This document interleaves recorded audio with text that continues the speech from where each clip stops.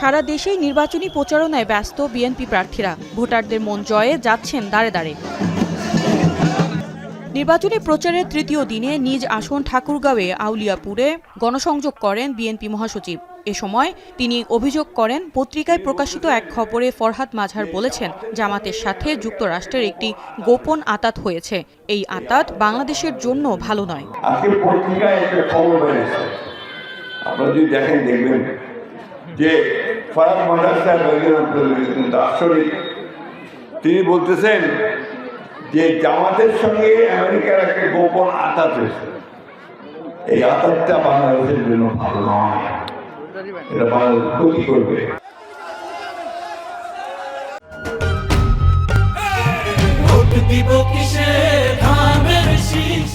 এদিকে চট্টগ্রামের আগ্রাবাদে জনসংযোগ করেন আমির খসরু মাহমুদ চৌধুরী। অভিযোগ করেন বিএনপির সঙ্গে বহিঃশক্তির যোগাযোগ আছে, এমন প্রোপাগান্ডা ছড়াচ্ছে একটি দল।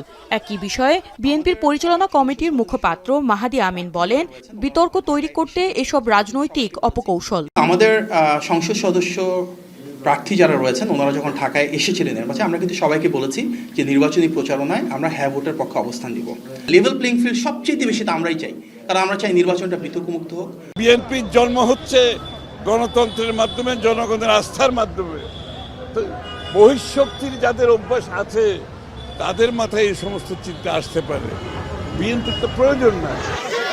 দিনাজপুরে নির্বাচনী প্রচারণায় অংশ নিয়ে ৩১ দফা বাস্তবায়ন সহ বৈষম্যহীন দেশ গড়ার প্রতিশ্রুতি দেন বিএনপির স্থায়ী কমিটির সদস্য ডক্টর AZM জাহিদ হোসেন। এলাকার সকল শ্রেণী পেশার মানুষকে বৈষম্যহীনভাবে এই এলাকার উন্নয়নের জন্য আমরা কাজ করতে চাই। পুরান ঢাকার ওয়ারিতে প্রচারণায় ঢাকা ৬ আসনকে যানজট ও আবর্জনা মুক্ত রাখার প্রতিশ্রুতি দেন বিএনপি প্রার্থী ইশরাক হোসেন। অন্যদিকে ঢাকা ২ আসনে প্রচারণায় নেমে সন্ত্রাসমুক্ত কেরানীগঞ্জ গড়ার প্রতিশ্রুতি দেন আমানুল্লাহ আমান। আগামী দিনে মাদকমুক্ত কেরানীগঞ্জ, মাদকমুক্ত ঢাকা ২ করার জন্যে, সন্ত্রাসমুক্ত ঢাকা ২ করার জন্যে, উন্নয়নের ঢাকা ২ করার জন্যে সকলেই আমাকে বিপুল ভোটে ইনশাল্লাহ নির্বাচিত করবে। আমি আমার জীবন উৎসর্গ করেছি, রাজনীতি করব, রাজনীতির মাধ্যমে দেশ ও জাতির কল্যাণে কাজ করে যাব।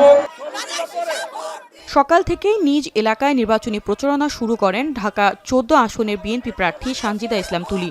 বলেন, নির্বাচিত হলে এলাকার বিভিন্ন সমস্যার সমাধান সহ জনগণকে ভুলে যাবেন না তিনি। স্বচ্ছ ক্লিয়ার জনগণের জন্য কি করবেন, আমরা আমাদের পলিসি নিয়ে এগিয়ে যাচ্ছি। আমরা কখনো গুপ্ত কোনো রাজনীতি বা জনগণের পাশে ছিলাম না, এমন অবস্থায় কখনো বাংলাদেশ দল ছিল না।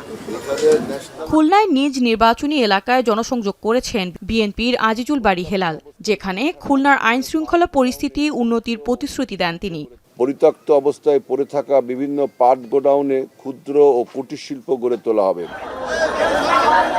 ভোলা ১ আসনে বিএনপি জোটের প্রার্থী ব্যারিস্টার আন্দালিব রহমান পার্থ রাজনীতিতে শান্তি ফিরিয়ে আনার কথা জানান। ভোলার যা যা আছে সেটার মান উন্নয়ন করা, ভোলা বরিশাল সেতু অত্যন্ত ইম্পর্টেন্ট। সুরাইয়া আক্তার, এখন।